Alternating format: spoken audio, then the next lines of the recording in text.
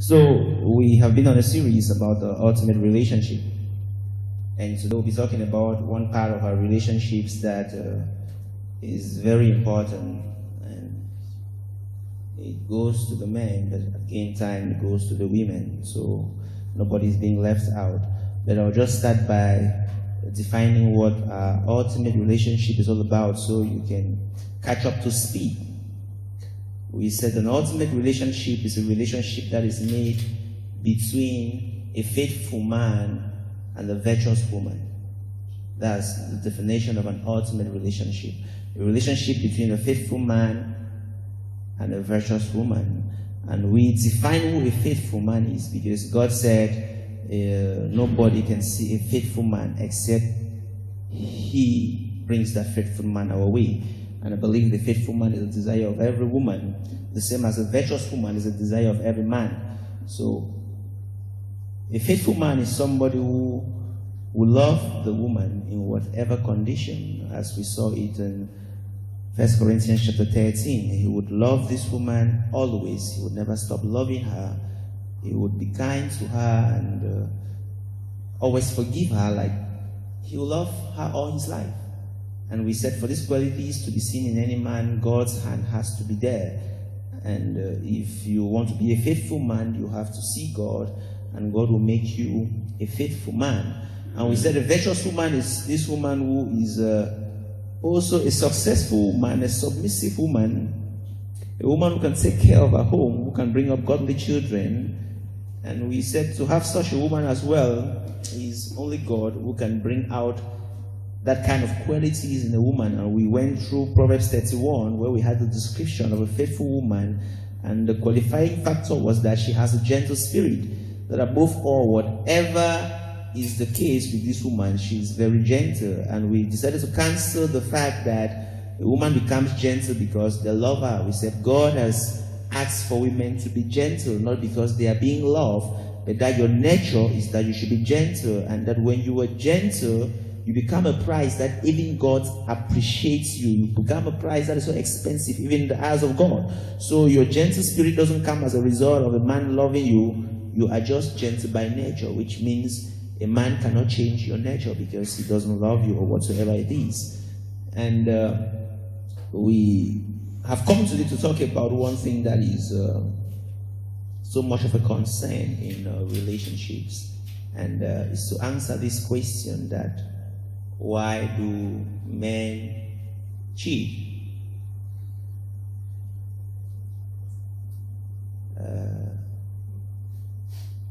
Before I dive into that question, I would want to have a few opinions from those who watch Nigerian movies, or for those who watch Western movies, or for those who have experienced it,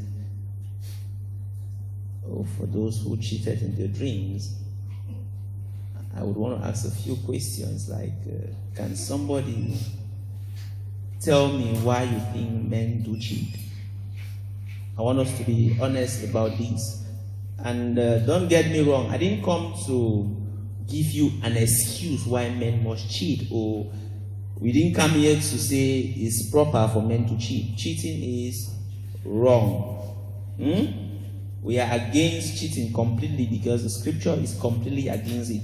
So don't think that we have come, because when I say why men cheat, some people are saying, what do you want to say about that? A man is a man, he must cheat. Why do you want to tell us people are already this and people are cheating because you are dogs, and so on and so forth? So we're not coming to say men have the right to cheat, so don't get me wrong. We're just coming to see why they do it and how a man can be delivered as well as a woman can be delivered from that, because it goes both to the man and the woman.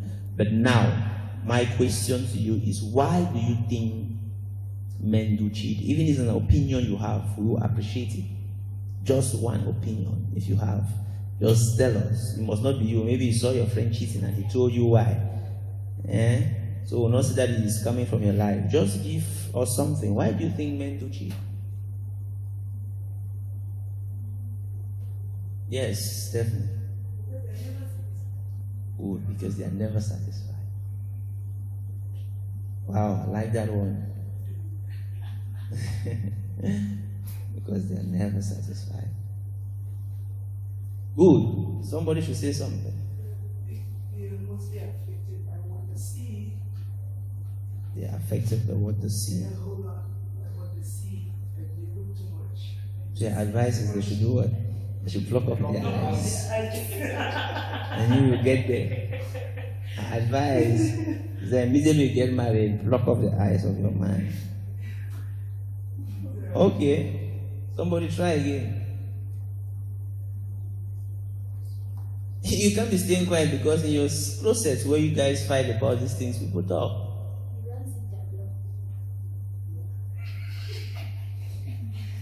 It runs in their blood. Philip, have you heard that before? Men cheat because cheating is part of their blood system. It runs in their blood. Wow. Is it men or women? No, we're talking about why men cheat. Men like men. Men. Why do men have more than one woman? It's more common with the men than with the women, and it's always like that. So we want to talk about it. So Philip, why do you think a man will have more than one woman? Have you ever had more than one woman?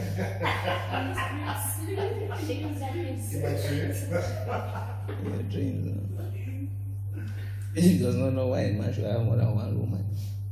Benny, why do you think a guy should be struggling between calls and messages with many girls? No, I would say it's because of what they see. What? Because of what they see. What they see? A boring answer. You should have something else. There are a lot of reasons. They want to test. Because? They want to test whatsoever they see. They want to test whatsoever To they get see. the best. So, To to get the best. wow. Those are the people who I wanted to be talking. To get the best.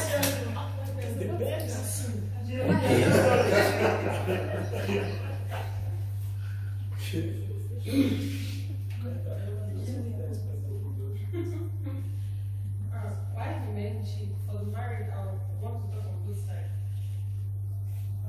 For the married side, most men cheat because we women nag sometimes, Okay. and men don't love women too nag. Okay. Sometimes we women don't know how to receive the men back home after going out because they see a lot of things. But now you, the woman in the house, have to make them that what they see outside don't really matter. So you have to make this home and you be all that woman. So every home has its issues, but you must be able to understand this man, what he wants, and try to meet up to the responsibility. While you leave, you do your part as a wife and give the rest to God in order to handle it. For the young ones, as an age of maybe puberty and exploring the world, they might want to get varieties, like taste, how it looks like, and get the satisfaction of Gee, I that. can see your friend. I've had this girl, I've had this girl. So that's what I can say. Okay, peer pressure. In the teenage stage. Is it like a cadeau when you have many girls? Is it just technique among the puberty people? Because some of us are old. We don't remember. Okay, Jerry, why do you think men cheat?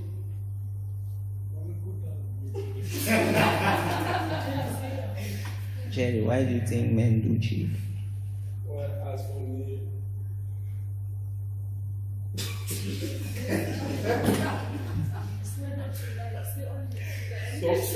so men take it as entertainment and as entertainment.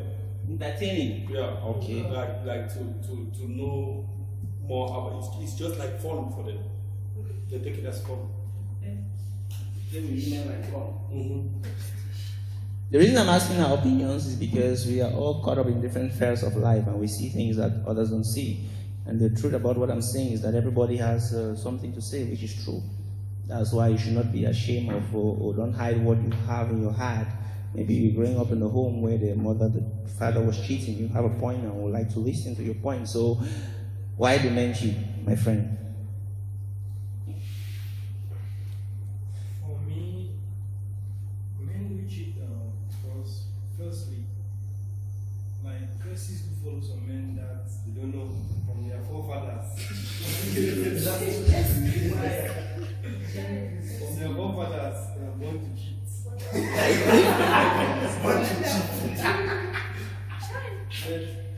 Like for the youths, it's just like for entertainment. They have like it's like prestige for them. They have many girlfriends that going out with some. Just curse. Thomas, you haven't seen a man with cheating before? Did you watch a Nigerian film where a man was cheating? You watched Nigerian film, so why did the man in the Nigerian film that you saw cheat? We can't hear you, so please be audible. The man or that type of man. The man Was that type of man that loves sex so much until the wife now was confusing. She's that type that she does not like sex too much. Okay. So when the wife will refuse, You go outside. She go outside. Okay. Our sister, please. Hello. Why do you think men do cheat? I know I've not been a victim, but I've seen it in Nigerian movies and your friends. They don't cheat because we fail to do what they want. Okay. And our blessed sister in the Holy Ghost, why do you think men cheat? Yes. I'm with you now. Because I know you must have something. Auntie Constance is praying that Ghana should not get up.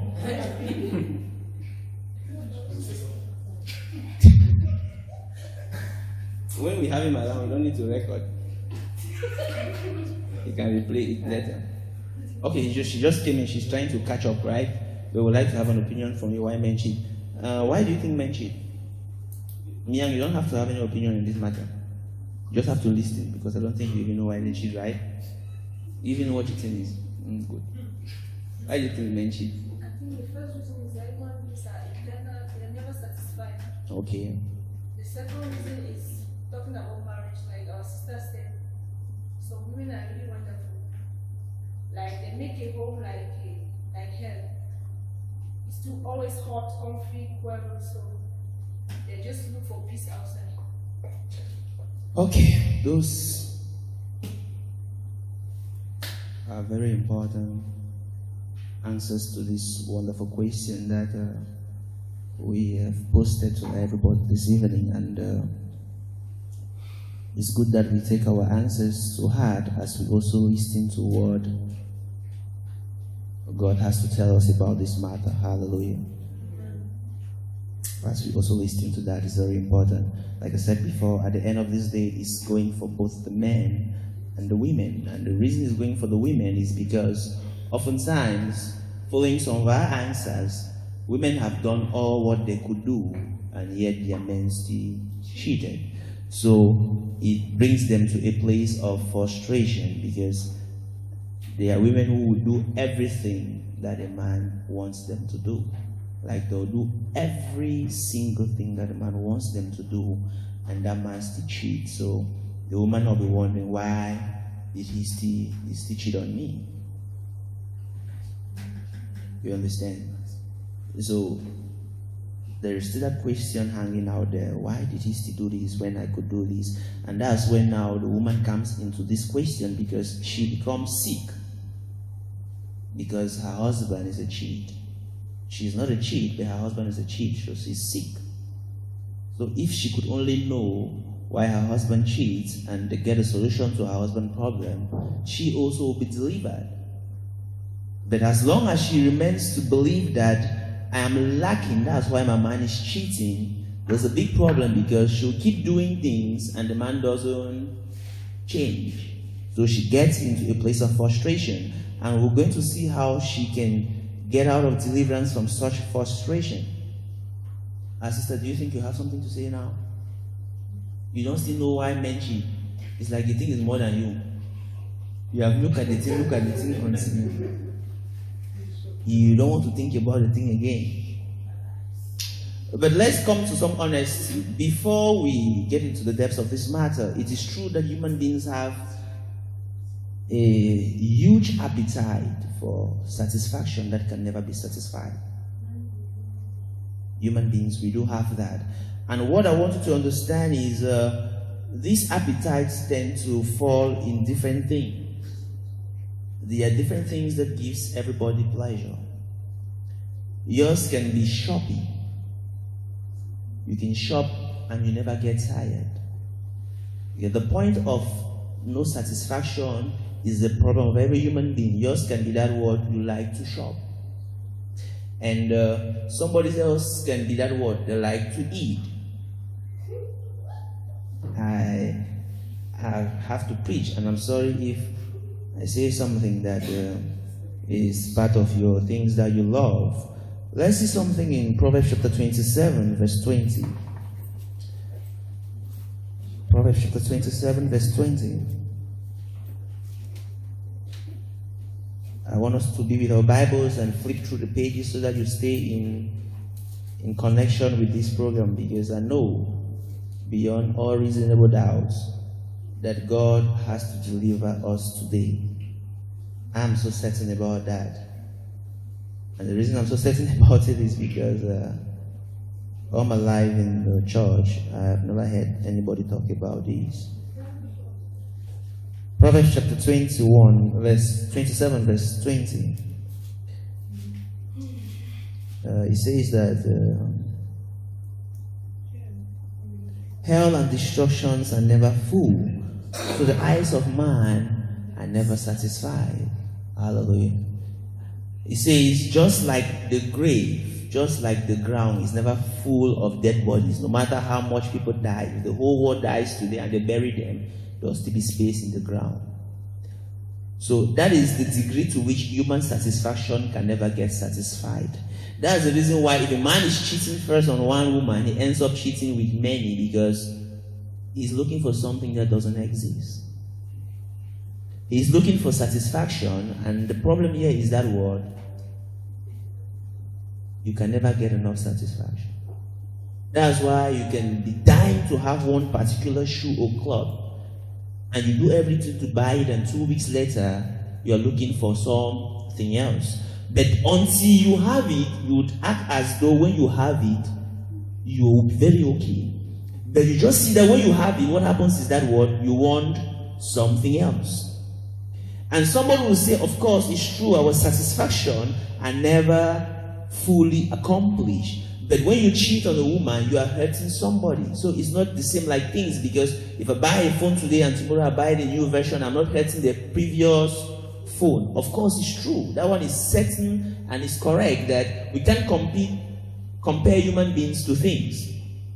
But again, you would understand that in the place of satisfying yourself, whatsoever way you see it, somehow, somewhere, some people get hurt. Let me bring it down this way. You can have a woman who is married and maybe she needs a new car, and the mother of that boy doesn't have a car. Her getting a new car hurts who? Somebody who is also a responsibility to that boy. Are we there? So in the course of satisfying our desires first, because oftentimes when a woman says that no, it's not the same thing, it makes her lose sight of how she can help her man. Because she says it's not the same thing. Me wanting more clothes, more house, more money is not the same thing as you wanting more women. If a woman looks at it like that, you will never help your man. Because you are failing to understand that where your satisfaction lies is not where somebody else's satisfaction lies.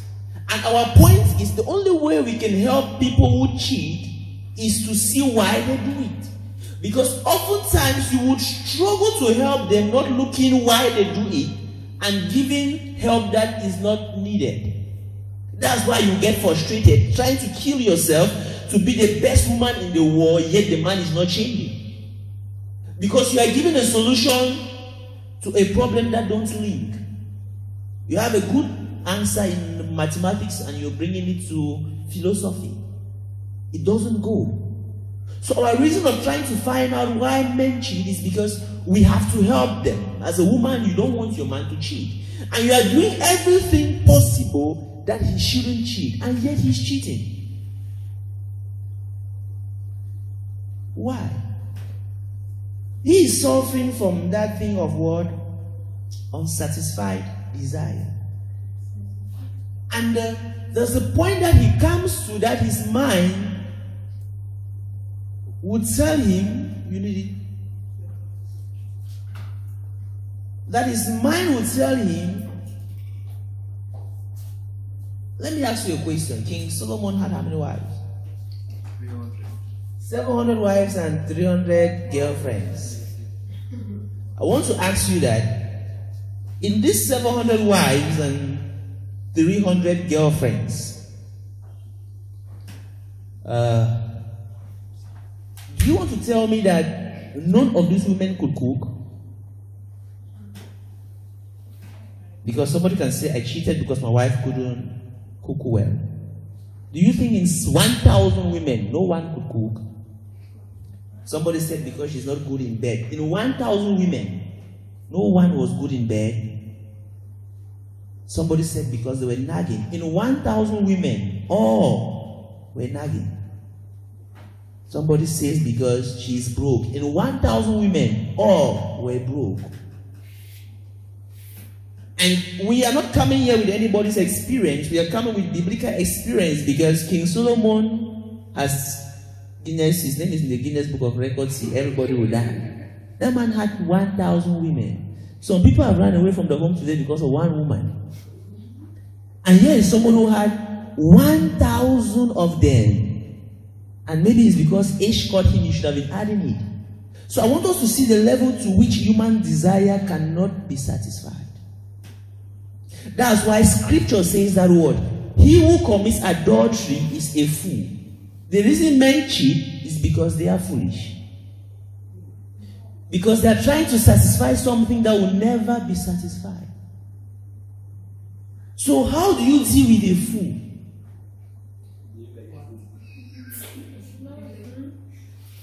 You get the point?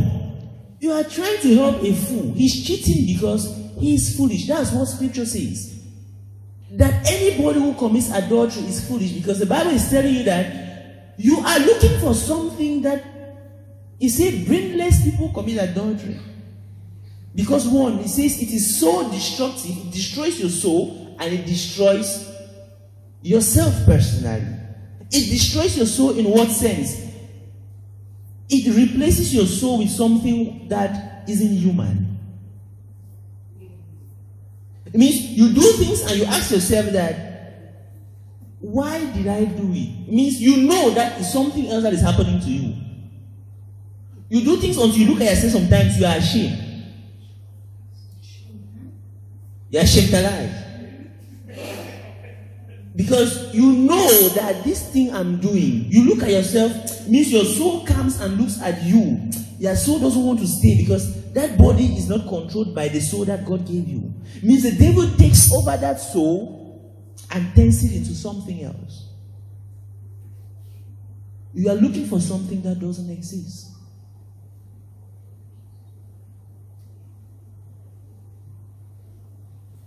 Another person says, most men says, can you eat one food forever? And I asked him, if your wife also is asking the same question, will you permit her to cheat? He said, but no. I said, so why would you want her to eat one food forever and you cannot eat one food forever? Another person said, because men like fruit salad and the salad is made of many fruits. And the worst of all is, Sister Constance's friend told me that it would be an easy thing for me to preach on this. I said, why? He said, I should use myself. And I asked her, have I cheated on you before? You know, one grandson we had in school, she said, Jerusha, I said, have I cheated on you before? Why did you say it's easy for me? He said, yeah, you cheat on me all the time because when I'm chatting on WhatsApp, you keep going and coming back. I said, is that your definition of cheating? You want to help a man who is cheating. That is your cry. You have your husband. Because, remember, scripture says, if you married an unbeliever, your gentle spirit will make him to change. Am I there? If you marry an unbeliever. Which means God knows that there's a possibility that you can have a man who is cheating. You understand? if you marry an unbeliever, he says, woman, if you marry an unbeliever, nothing, not something. He says, no amount of talking can change him except your gentle spirit. Ask some women who have tried to change their man by fighting all the women he knows, driving him from the house. You just give him more ways to arrange his cheating life in such a way you cannot catch him. But those things never help any man. Because the only time people change is when they decide to change. It's not when you make them to change. So how do I get a man to decide to change, not forcing him to change? Because when you force him, he will devise more means in which you cannot catch him. And you just be there struggling.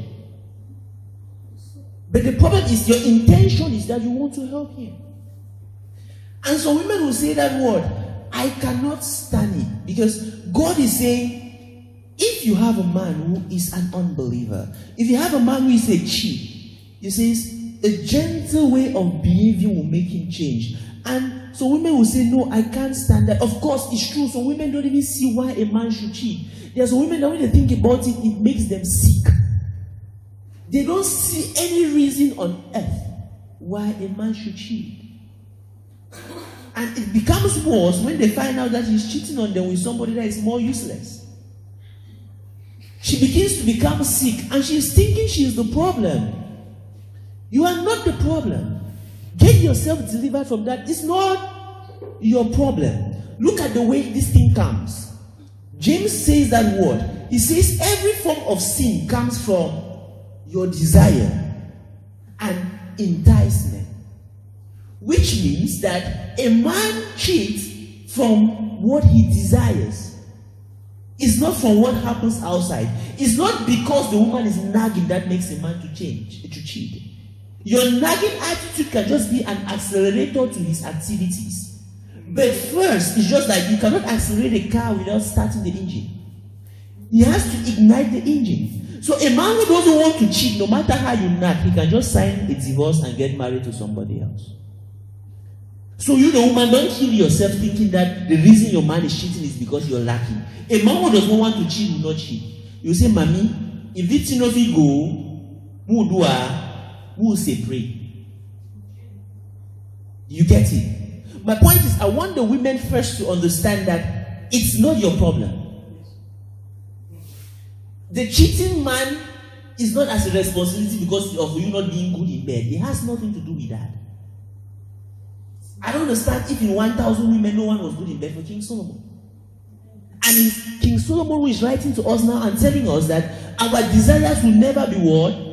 Satisfied, because he beat the record and he didn't get satisfaction. And he keeps writing in Proverbs. He's crying because God told him that Solomon, these women will make you to deny me. He didn't believe. God told him 2 or 3 times. And the women finally made him to start worshipping idols.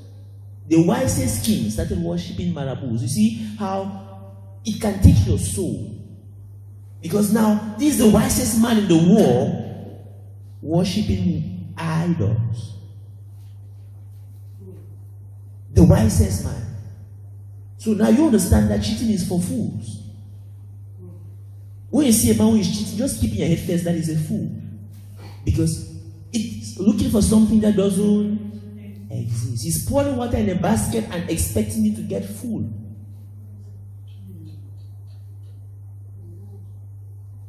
That's what he's doing.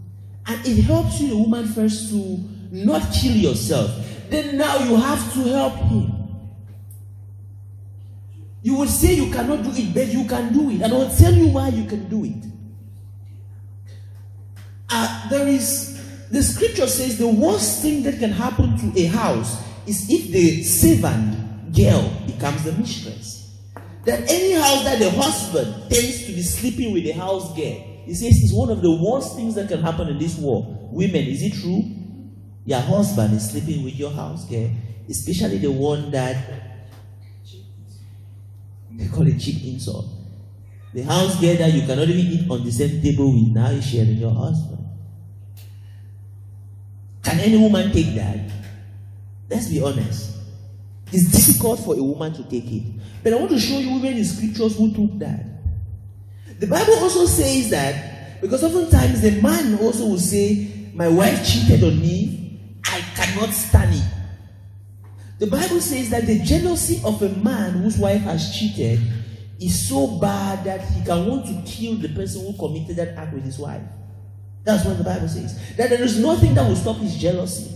But also show a man in scripture where his wife was about to cheat and he was comfortable. And I want us to find out how it is possible to support a cheating person until they change. Because you think you don't have the power, but you do. Now, this is Jacob. He's married to 2 sisters. And these 2 sisters are fighting over him. Rachel is a child she doesn't have.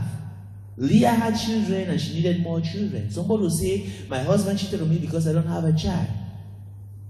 Rachel didn't have a child, yet Jacob loved him and loved her and stayed with her.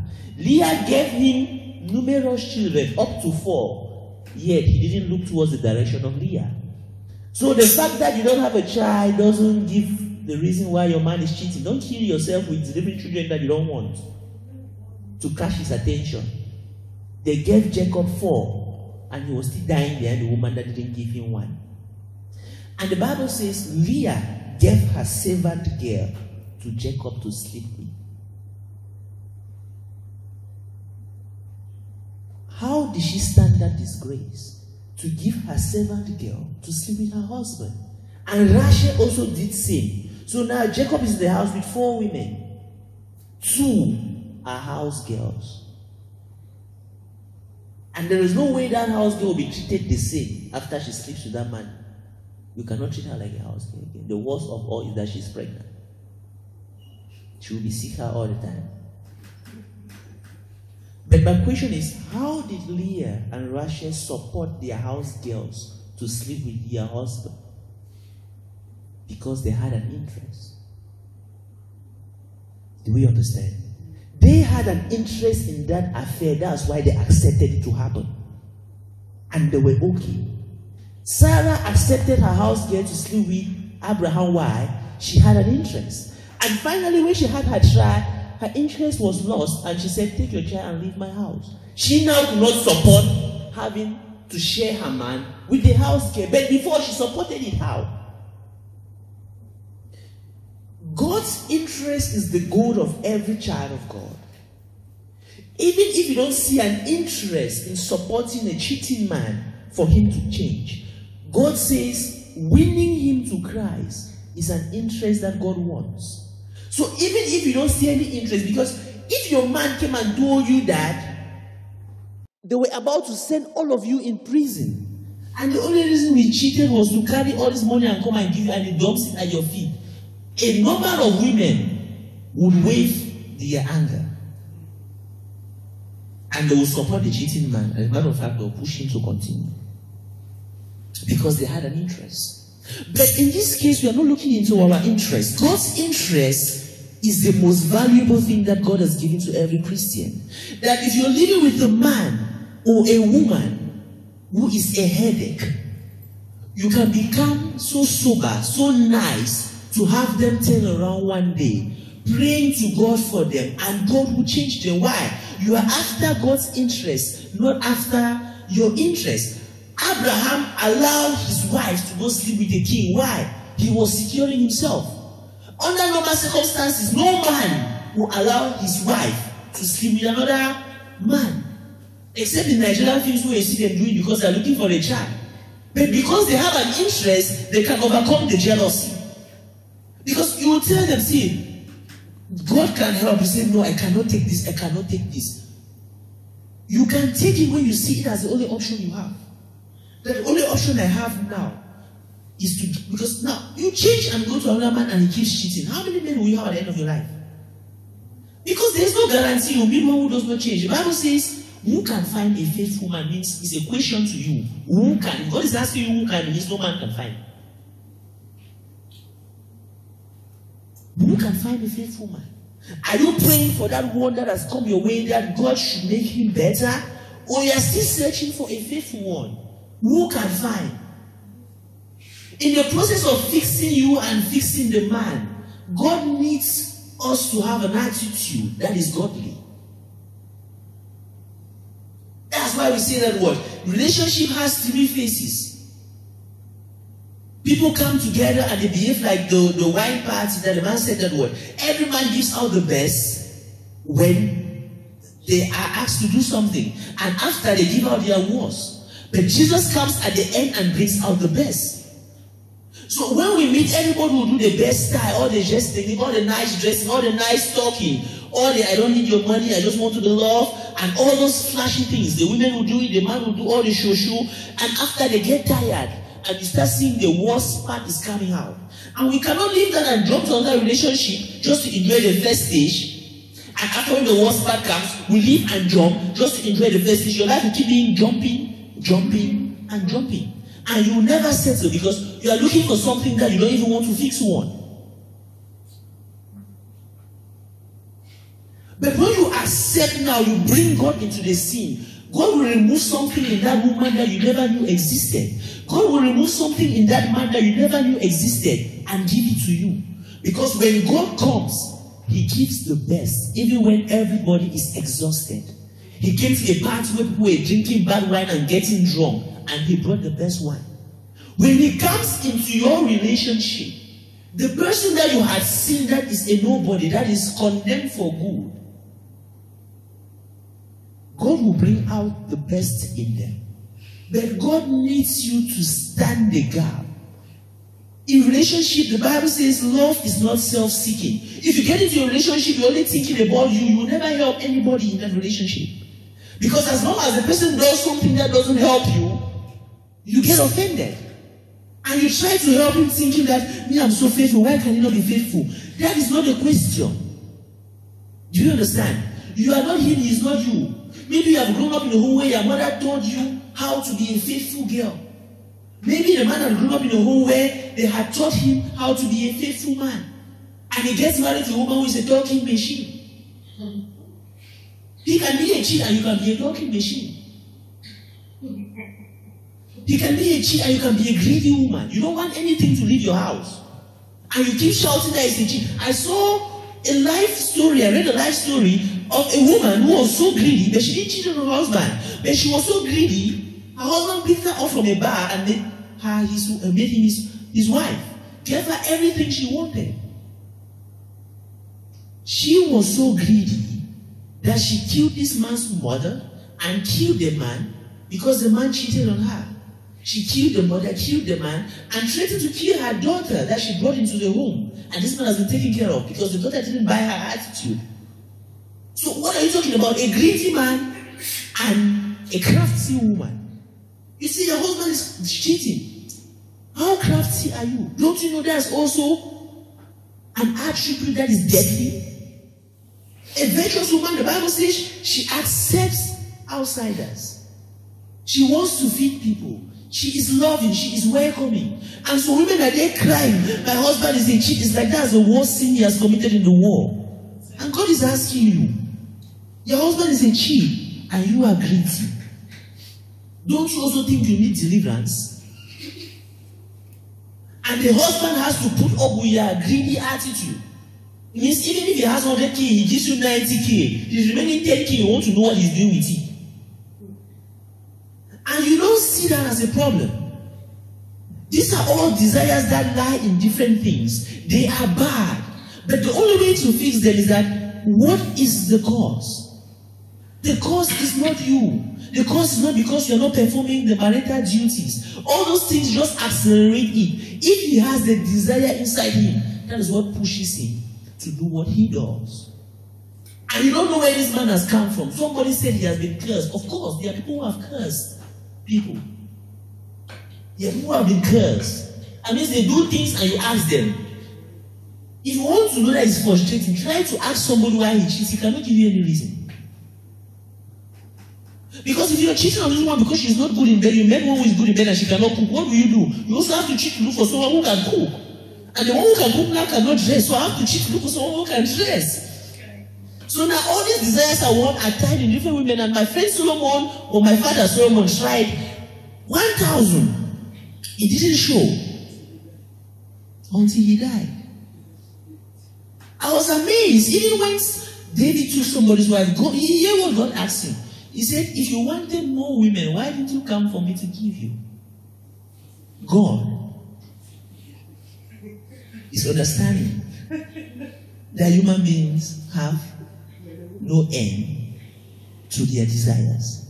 I was thinking, it was saying, David, if you were not satisfied, you should have come for deliverance. But he said, David, why did you have to take somebody's only wife? If you needed more women, I gave all your father's women to you. If you needed more, you should have come or added. But the problem about cheating, I don't tell you today, is that it's destructive.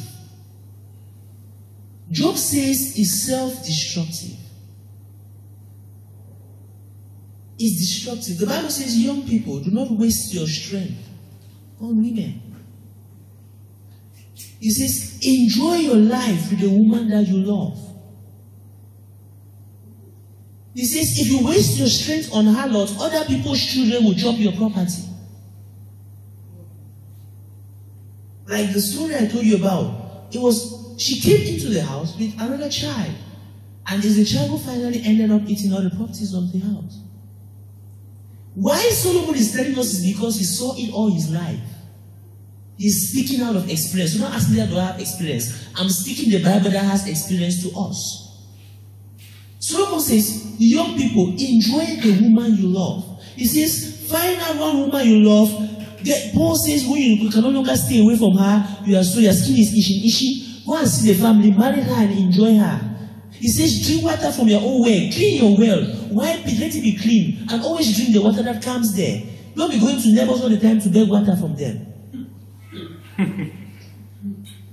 He says, clean your well, drink your water. Don't get caught up in things that you don't know how to get out of it. So young people, that's what the Bible is advising you and I. That what you are looking for, you will never see. It doesn't exist. Leave me alone. He says, it's an empty life. He says, you are addicted to trees, things that don't exist. He says, what an empty life. The pursuit of pleasure is never satisfied. He says, it's never satisfied. If you have to pray for that man, you have to pray for that woman, you have to pray for them. Fighting them will never fix the problem. Switching men will never fix the problem. But being a godly person, putting down your interests and putting up God's interests, that if this person change, we are not saying go pick an unbeliever and get married to, but the funniest thing is there are even unbelievers who are more nice. They don't even go to church, but they are nice. But the worst case scenario is that if you are listening to this message now, that your man is dead. Like, he's a vampire. He's a predator. God is saying that bring him into that deal. He will fix it. But now, we are not saying go and pick a predator because the process is difficult. The fixing process is very very difficult. So to avoid, the Bible says he who listens to advices is wise. To avoid the stress until God tells you to go and marry, like he told one prophet, you don't to go and marry a prostitute. If God doesn't say you, please don't go.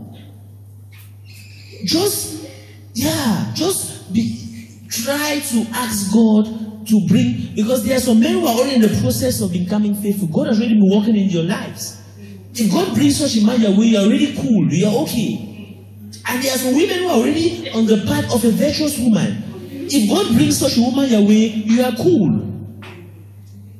But if you're already in one that is not, oh, maybe I don't know what happens in future, you find yourself in one that is like that, there is a possibility for a turnaround, though you feel a pain on Yankanda. But if you, and the good thing about it is, when God finally finished fixing that person that you thought was a nobody, I beg you, I want you to be around to enjoy. I don't want you to watch Anti-Constance. It's deadly. Because I watched a movie that is a real life story that was acted. The woman was there to watch. She died. She killed herself because she could not stand it. She could not stand what was so disgusting that became a diamond. If that person got changed because of you,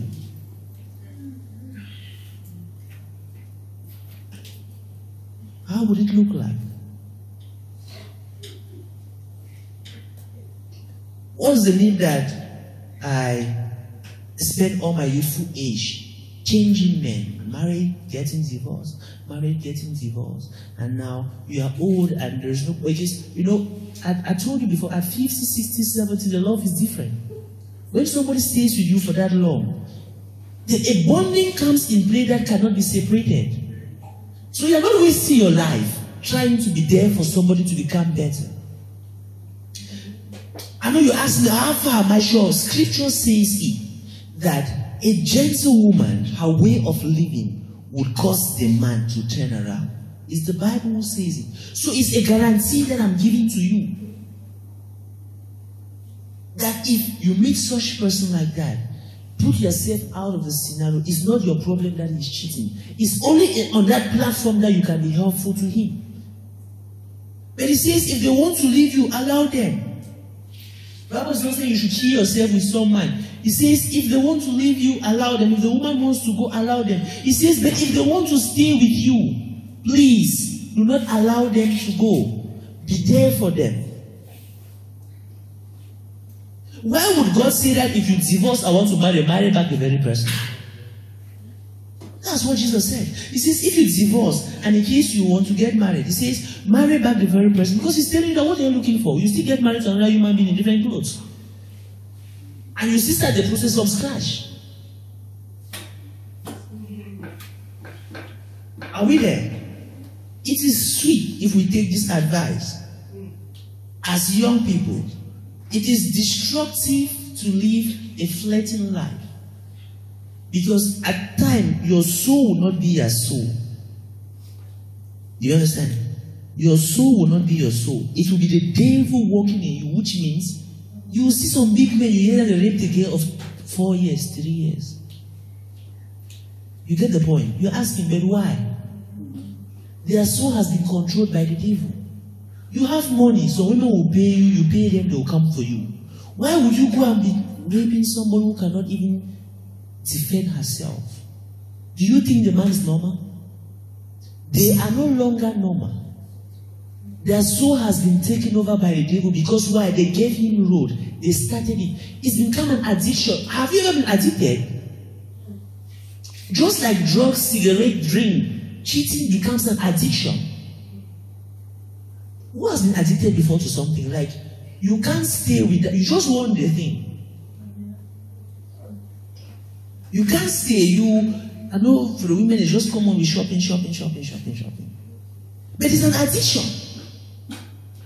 And what happens with addiction is that you don't know when it takes over your soul. They can give you money to go and shop for your children, to go back to school, and on the street you saw one shoe you have been looking for so long. You just buy without thinking what happens next. That's why a man will just see a girl that is helpless and rape her without even thinking what he's doing.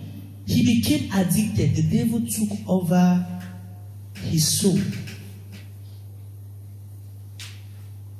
Men cheat because they are foolish. And the foolishness in their cheating is that they are looking for something that doesn't exist. So if you spend your time trying to fight with a fool, you become as much as a fool as he is. Do you understand? You cannot spend your time trying to fight with somebody who is suffering from foolishness. The men have argued with me that I said they cheat because they are foolish. It's the scripture. It says the reason they cheat is because of foolishness. That man is up. It's because of what? There is nothing else. It's foolishness. Amen. Jerry. What was your point again? You gave a point that why did they cheat? Because they are always fun. The person you saw catching fun, has the person ever gotten tired? No. He keeps changing, right? Yeah. So if you ever think you will catch a fun, you will never. It will waste your time, it will waste your resources, it will waste your energy. it wastes everything you have. Just arrange that one that you have. You enjoy everything you are looking for. Do you understand? Don't waste your time. There is nothing. Nobody will beat Solomon's record. So all these men that say they're cheating in their brain, they are apprentices. The reaper has done it. 1,000 straight up. And God left him to do it so that you put in the scriptures to help you at night today. So you're not even club 5. You're having years where you're still your friend, they have 5 girls. Somebody had 1,000. If you beat that record, fine. And the anointing Solomon said was in 1,000 women, he didn't see one. That was the annoying part. It's cheap insult. He said in 1,000 women, do you know why he did not see? Because what he's looking for doesn't exist. That's why he didn't see. The preacher will say it's like you're looking for a black cat in a black room and you're wearing black glasses.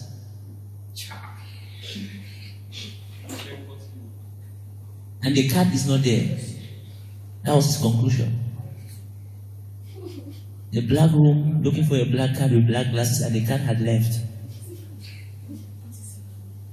When you go after pleasures, and like I'm saying, we're talking about cheating, but it goes to every single pleasure that you are addicted to. You will never get full of it. So what happens is, there is no end to beautiful girls, there is no end to nice men. You only have to put an end by yourself. Do we understand? Don't allow God to make it in such a way that the only option you have is to stop. Because who could they call him Adam cheat on? Was there any woman? No. So you're saying you cannot cheat. If God makes it so much that you have availability just for one woman, if you're lucky in prison today, you know that you cannot cheat. Because there's no woman there first of all. So you're saying, no, I cannot stay like that. You can stay. It's because you have options. That's why you're behaving the way you're behaving. You can do it. Don't say it's not possible. It's possible. I don't know why God did not just make this thing that I don't know how to put it. That until you meet your woman before things become active, and if you're not your woman, nothing is active.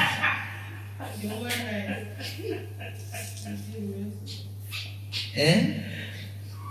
It should have solved us a lot of problems. But he left it like that, so because he doesn't want to control us beyond his laws. He has given us freedom. But he wants us to put a check to it. Put a check to your life, to your desires.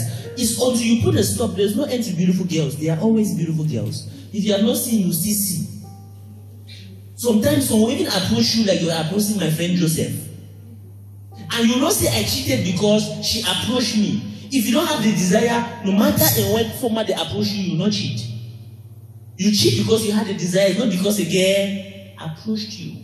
If a dog approached you, will you cheat? If a girl you don't like approached you, will you touch her? So why are you giving excuses because the girl was after you? Your eyes were there. Do you understand? You have to put an end to the desires that are destructive to your soul. Whatever it is, we are focusing on men today and cheating. But in everything in your life that is a desire that is destroying your soul, you have to put an end, because the desires of man are like the grave. They never get satisfied. And if you keep following your desires like that, you would destroy yourself. And Solomon says that one at the end, even David was crying. He says at the end, even your flesh gets rotten. Because your desires has brought dangerous things into your life. You have maybe followed money until everybody has left you. Your children have left you. Everybody is gone. You are there after. You want to keep money. I want to keep money. Put an end to those desires that are destructive to you. Put your hand there and say, God, I want this thing to stop. And God has the power to make it happen. If you want to pray for that man, pray for him. Even if you don't have any interest, the interest in it is that he's changing. God will have glory, and the glory will be ascribed to you who prayed for that person. Pray for that woman. If you don't have an interest, if you had an interest, you will support her. Now you don't have an interest, you are claiming you cannot support her. If she went to see the king to take money and come and give you Abraham, you will say, okay, go. You had jealousy, Abraham, but when it was because your interest was there, jealousy was no longer a part of the deal. You could overcome your jealousy. You can do it. God has fortified you in such a way that you can support those who are weak. And He can use you as an instrument to make somebody's life better. If you refuse to do it, He will use somebody else. They told Esther, if you don't help us, God will help us using somebody else, because God must do what He wants to do. But you should be happy to be an instrument of God, using you to do something. Even if you don't see the benefits now, it will come. For us, the young boys, I beg you again, just organize your life nicely. Find your one woman, marry her. You understand? And be happy with your family. You will go to heaven. You understand? You will go to heaven. Don't waste your strength on women. He says, don't. What you are looking for, you will not see. It doesn't exist. That's why it says those who cheat are foolish, because they're looking for what does not do what exists. Men cheat because they are foolish. That's the conclusion of the matter. It doesn't have to do with what their wife did and did not do. It only makes them to do it more, but they cheat because they are foolish. They have a desire to satisfy that will never be satisfied. And you should deliver any woman who has been cheating herself that the reason my man cheated was because I did not do that, I did not do this. There is nothing. Even if you cannot put to bed, it doesn't give a right for your man to cheat. A man who loves you and doesn't want to cheat on you will not cheat on you, irrespective of what happens. He will be patient with you because love is patient. He will be patient with you until you come and give birth at 70-something like Abraham and Sarah. Because He loves you. So don't be killing yourself that my man has cheated because of my mother-in-law, she is so bad.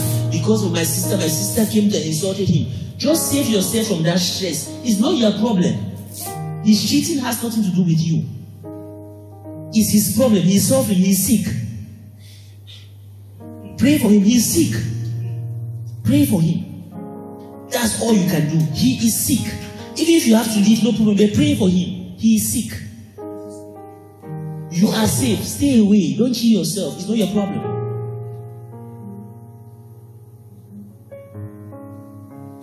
Hallelujah.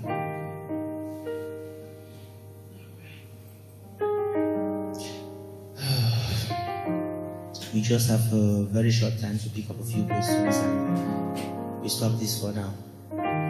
If you have ears, you should have heard something that will help you in your relationship.